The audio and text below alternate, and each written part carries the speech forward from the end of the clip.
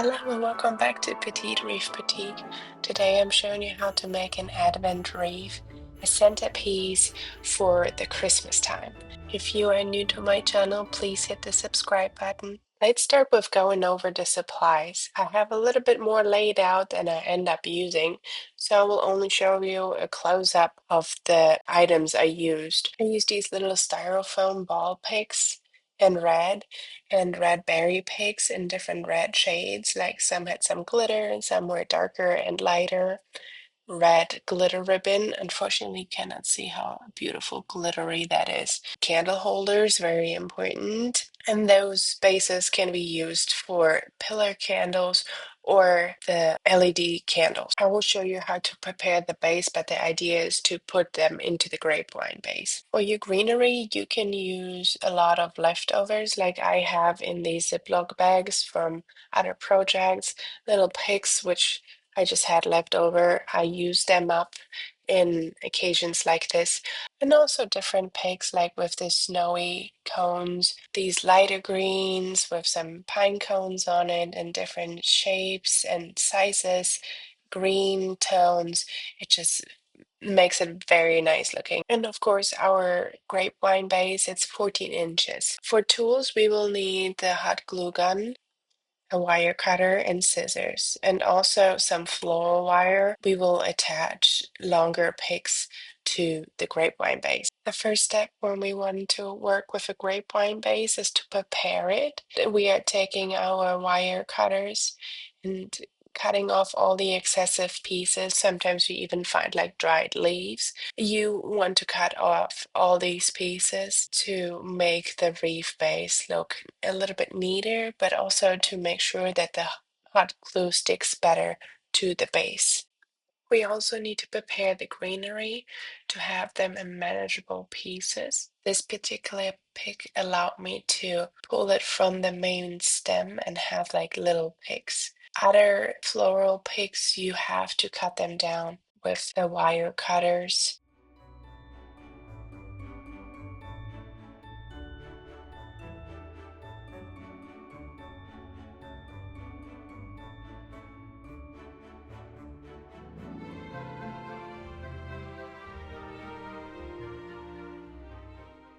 Before attaching the picks to the grapevine base, I like to lay them out and count them so I know how I can attach them evenly and make the wreath look cohesive.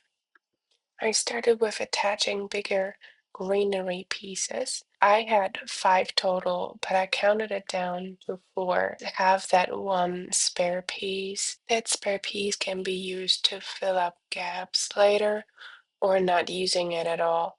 Breaking those pieces down in 4 was easier to attach it to have a 12, 3, 6, and 9 o'clock mark for these bigger pieces. Once attached, those pieces were reaching out too much, so I used some of the floral wire and attached it to the grapevine base. So you need to cut off some floral wire. You create a U shape. Hold down the floral piece you want to attach to the grapevine and find your way through the grapevine with both end pieces of that floral wire. Once you have a good placement, you give it a few twists in the back to attach it. Depending on how long your end piece is, you can cut off the excessive part or you can hide it into the grapevine wreath.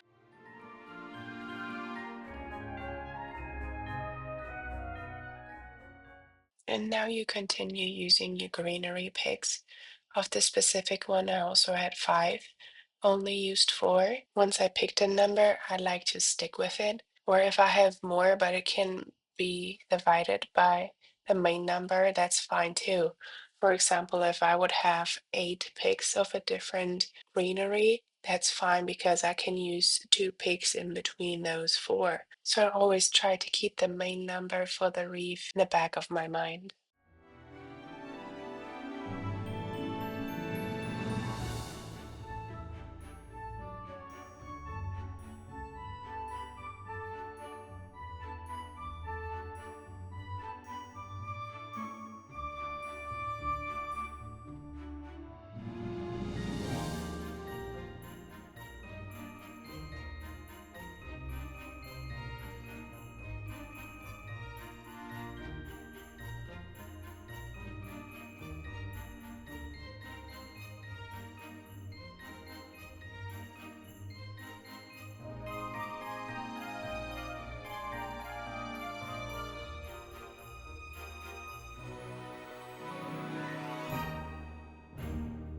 Now let's talk about the placement of the candle holders.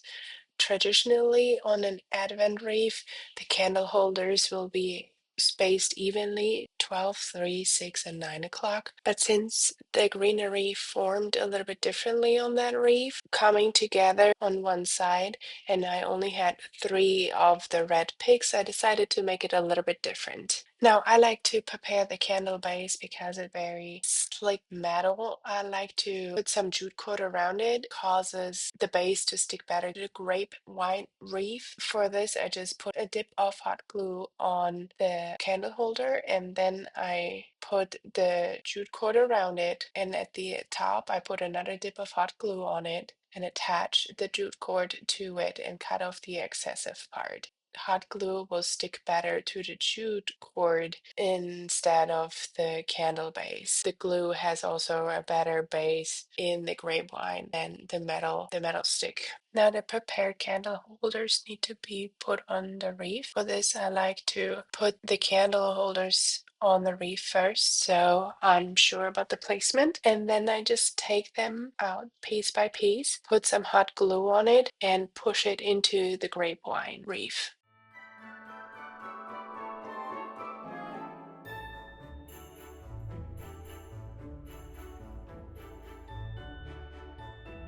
Now let's make some bows for our Advent wreath.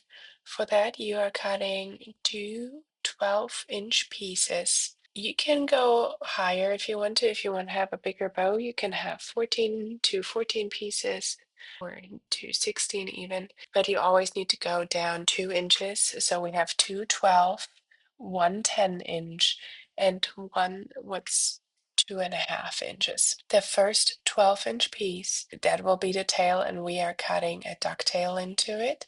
For this, you just fold it once in half and then fold this piece lengthwise in half too and cut out a triangle. Then the other 12-inch piece, you will attach a thin line of hot glue on the end and attach the other end to it.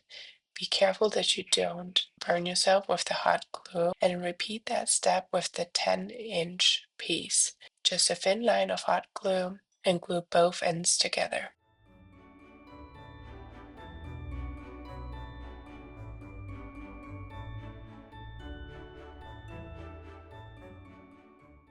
The 2.5-inch piece will be the button for the bow, and I like to keep the sides and just glue it to make it smaller, because the sides of the ribbon, they have the seam what prevents the fraying a little bit. I just fold it in and put some hot glue down.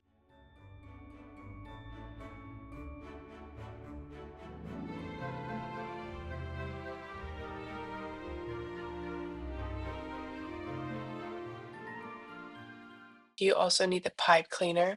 So you put down the 12-inch loop you created and the 10-inch loop over each other, trying to find the middle as good as you can. Then you gather it in the middle, hold it, and then you put the pipe cleaner over it. Attach it in the back and make it as tight as you can. Give it a few twists. We have two hands for our tail.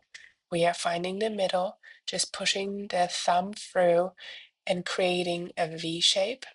And then we are attaching the tail to the back of the loops we created. Lay it down and give the pipe cleaner a few twists. The final step in creating the bow is attaching the button. For this, you just put a dip of hot glue on the back and push down 2.5-inch piece, push it along the front, and then put another hot glue dip on the end and push the end of the button piece over it. Hold it for a little bit so the hot glue can actually start drying.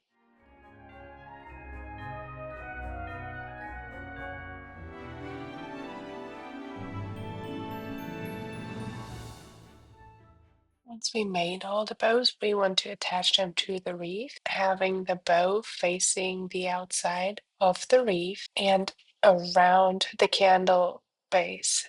We are just putting the pipe cleaner underneath the candle base and give it a few twists so the pipe cleaner secures it, and then you can push the excessive pipe cleaner underneath the candle holder. Once the bow is attached, we can also open the loops. For this, we just put the fingers in between the ribbon so they get a little bit more body. Now we just have to repeat the step for all 4 bows.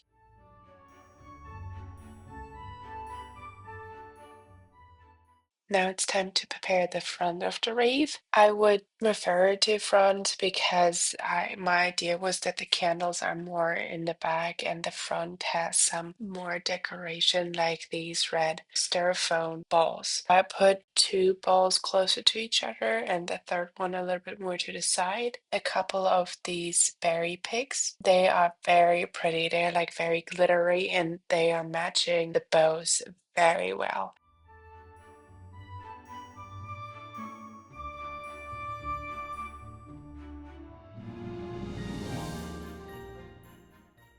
In between the candles, I picked the berries with different red shades, and I just put them in between the candle holders. Smaller picks in between, and then 2 bigger picks facing the inside of the wreath.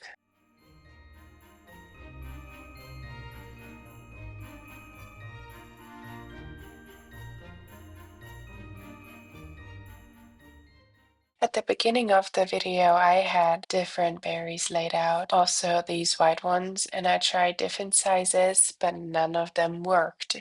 It was just too bright. But what did work were those flocked sticks. I cut them down to very tiny pieces, so I had 3 in between the candle holders, 1 for each, and 3 on the front of the wreath. Now the final step is to go over the wreath and look for some gaps. We are not looking for perfection because this is handmade. You have these little imperfections, what makes it so unique, but you still want to make sure you have a very nice wreath. So you just go over and fill the gaps with the greenery you have left. The Advent wreath brings back a lot of childhood memory.